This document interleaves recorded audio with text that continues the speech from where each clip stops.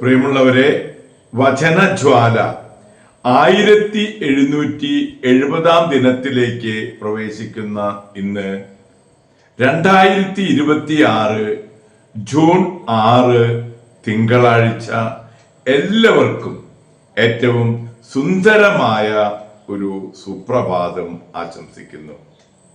ഇന്നത്തെ വചനവായനയിൽ എസെക്കിയേലിന്റെ പുസ്തകം 44 അധ്യായം 11 മുതൽ 31 വരെയുള്ള തിരുവാക്യങ്ങളാണ് നാം ശ്രവിക്കുക.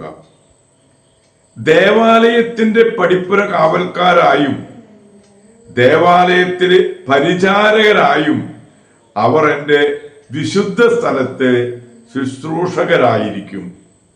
ജനങ്ങൾക്ക് വേണ്ടിയുള്ള ബലിക്കും ദഹനബലിക്കുമുള്ള മൃഗങ്ങളെ അവർ കൊല്ലണം. അവർ ജനത്തിന് സേവനം ചെയ്യാൻ ചുമതലപ്പെട്ടവരാണ്. അവർ വിഗ്രഹങ്ങളുടെ മുൻപിൽ ശുശ്രൂഷ ചെയ്തുകൊണ്ട് ഇസ്രായേൽ ഭവനത്തിന് പാപഹേതുവായി തീർന്നതിനാൽ ഞാൻ ശപഥം ചെയ്തിരിക്കുന്നു. അവർ തങ്ങൾക്കുള്ള ശിക്ഷ അനുഭവിക്കും. ദൈവമായ കർത്താവ് അരുളി ചെയ്യുന്നു. എനിക്ക് പുരോഹിത ശുശ്രൂഷ ചെയ്യാൻ എന്നെയോ എന്റെ വിശുദ്ധവും അതിവിശുദ്ധമായ വസ്തുക്കളെയോ അവർ സമീപിക്കരുത്. തങ്ങളുടെ മ്ലേച്ഛതകൾ നിമിത്തം അവർ അപമാനം സഹിക്കണം. എന്നാലും ദേവാലയത്തിന്റെ സൂക്ഷിപ്പിനും സേവനത്തിനും അതിലെ മറ്റെല്ലാ ജോലികൾക്കും ഞാൻ അവരെ നിയമിക്കും. ഇസ്രായേൽ ജനത എന്നിൽ നിന്ന് വഴിതെറ്റിയപ്പോൾ എൻ്റെ വിശുദ്ധ സ്ഥലത്തിന്റെ സൂക്ഷിപ്പുകാരായിരുന്ന സാദോക്കിന്റെ പുത്രന്മാരായ ലേവ്യ പുരോഹിതന്മാർ എൻ്റെ അടുക്കൽ വന്ന് എന്നെ ശുശ്രൂഷിക്കണം. മേധസ്സും രക്തവും എനിക്ക് സമർപ്പിക്കുന്നതിന് അവർ എൻ്റെ മുൻപിൽ നിൽക്കണം. ദൈവമായ കർത്താവ് അരുളി ചെയ്യുന്നു. അവർ എൻ്റെ വിശുദ്ധ മന്ദിരത്തിൽ പ്രവേശിക്കുകയും എൻ്റെ മേശയെ സമീപിച്ച് എനിക്കുള്ള ശുശ്രൂഷകൾ അനുഷ്ഠിക്കുകയും വേണം. അകത്തെ അങ്കണത്തിലെ പടിപ്പുരകളിൽ പ്രവേശിക്കുമ്പോൾ അവർ ചണവസ്ത്രങ്ങൾ ധരിച്ചിരിക്കണം. അവിടെയും ദേവാലയത്തിനകത്തും എനിക്ക് ശുശ്രൂഷ ചെയ്യുമ്പോൾ രോമം കൊണ്ടുള്ളതൊന്നും അവർ ധരിക്കരുത്. അവരുടെ തലപ്പാവും കാൽച്ചട്ടയും ചണം കൊണ്ടുള്ളതായിരിക്കണം. വിയർപ്പുണ്ടാക്കുന്ന യാതൊന്നിനും അവർ ധരിക്കരുത്. അവർ പുറത്തെ അങ്കണത്തിൽ ജനങ്ങളുടെ അടുത്തേക്ക് പോകുമ്പോൾ തങ്ങൾ ശുശ്രൂഷയ്ക്ക് ഉപയോഗിച്ചിരുന്ന വസ്ത്രങ്ങൾ അഴിച്ച് വിശുദ്ധമായ മുറികളിൽ വെക്കണം. തങ്ങളുടെ വസ്ത്രത്തിൽ നിന്ന് വിശുദ്ധി ജനങ്ങളിലേക്ക് പകരാതിരിക്കേണ്ടതിന് അവർ മറ്റു വസ്ത്രങ്ങൾ ധരിക്കണം. അവർ തലമുണ്ടനം ചെയ്യുകയോ മുടി നീട്ടുകയോ ചെയ്യാതെ കത്രിക്കുക മാത്രമേ ചെയ്യാവൂ. അകത്തെ അങ്കണത്തിൽ പ്രവേശിക്കുമ്പോൾ പുരോഹിതൻ വീഞ്ഞു കുടിച്ചിരിക്കരുത്. അവർ വിധവയെയോ ഉപേക്ഷിക്കപ്പെട്ടവളെയോ വിവാഹം ചെയ്യരുത്. ഇസ്രായേൽ ഭവനത്തിലെ കന്യകയെയോ പുരോഹിതന്റെ ഭാര്യയായിരുന്ന വിധവയെയോ വിവാഹം ചെയ്യാം. വിശുദ്ധവും വിശുദ്ധമല്ലാത്തതും തമ്മിലുള്ള വ്യത്യാസം അവർ എൻ്റെ ജനത്തെ പഠിപ്പിക്കുകയും എപ്രകാരമാണ് അത് വേർതിരിച്ചറിയേണ്ടതെന്ന് അവർക്ക് കാണിച്ചു കൊടുക്കുകയും വേണം. തർക്കത്തിൽ അവർ വിധികർത്താക്കളായിരിക്കണം. എന്റെ വിധികൾ അനുസരിച്ചായിരിക്കണം അവർ വിധിക്കേണ്ടത്.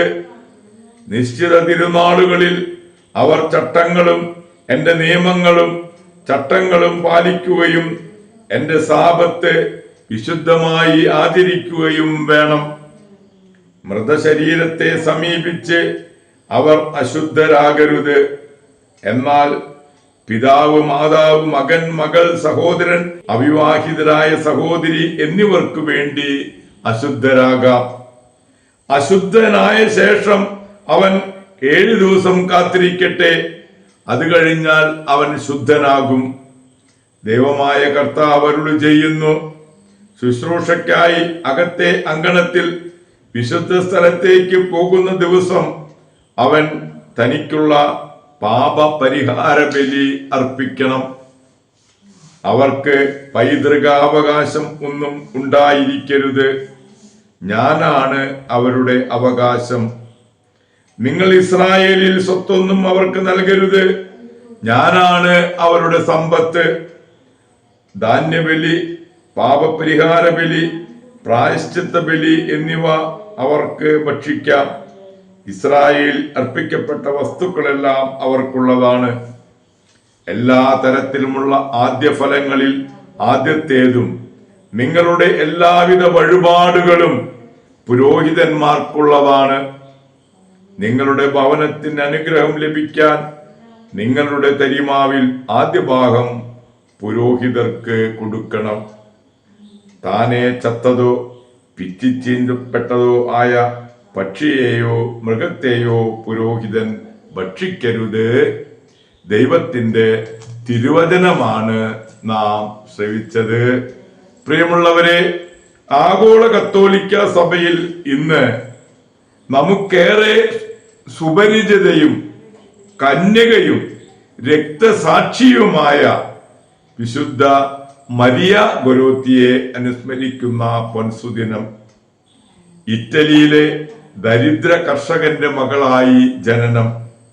പള്ളിക്കൂടത്തിൽ പോകാത്തത് കൊണ്ട് എഴുത്തും വായനയും അറിയില്ല. മരണത്തിന് തൊട്ടു മുമ്പായിരുന്നു പ്രഥമ ദിവ്യകാരുണ്യ സ്വീകരണം. 10-ാം വയസ്സിൽ പിതാവ് മരിച്ചു. അമ്മ അസുന്താമ്മ ഒരു വീട്ടിലെ ജോലിക്കാരിയായിരുന്നു. ആ വീട്ടിലെ മകൻ 3 പ്രാവശ്യം മരിയായെ പാപത്തിന് ക്ഷണിച്ചു. അവൾ അതിനെ ചെറുക്കുകയും അമ്മയോട് പറയുകയും ചെയ്തു. വീണ്ടും ഒരു ദിവസം കട്ടിലിൽ വസ്ത്രം തുന്നുന്ന സമയത്ത് വീണ്ടും അലക്സാണ്ടർ ആക്രമിച്ചു. ഞാൻ വഴങ്ങുകയില്ല, ഞാൻ മരിക്കുകയേ ഉള്ളൂ എന്ന് പറഞ്ഞ് അവൾ നിലവിളിച്ചു. അലക്സാണ്ടർ ഒളിപ്പിച്ചു വെച്ചിരുന്ന കടാരി എടുത്ത് 14 പ്രാവശ്യം കുത്തി. വിവരമറിഞ്ഞ് അമ്മയെത്തി വൈദികനെ വിളിച്ചു. മരിയ കുമ്പസാരിച്ചു. ഞാൻ അലക്സാണ്ടറിനോട് ക്ഷമിക്കുന്നു എന്ന് അവൾ പറഞ്ഞു. ഒരിക്കൽ അയാൾ മാനസാന്തരപ്പെടും എന്നും പറഞ്ഞു. മരിയ മരിച്ചു. 30 വർഷത്തെ ജയിൽവാസത്തിന് ശേഷം അസുന്ധാമയോട് മാപ്പു ചോദിച്ച് ഒരു സന്യാസ സഭയിൽ ചേർന്ന് 1947 മരിയ ഗൊരാത്തിയെ അനുഗ്രഹീത എന്ന് വിളിച്ചപ്പോൾ അമ്മയും 2 സഹോദരിമാരും 1 സഹോദരനും വിശുദ്ധ പത്രോസിന്റെ ബസിലിക്കായിൽ സന്നിഹിതയായിരുന്നു.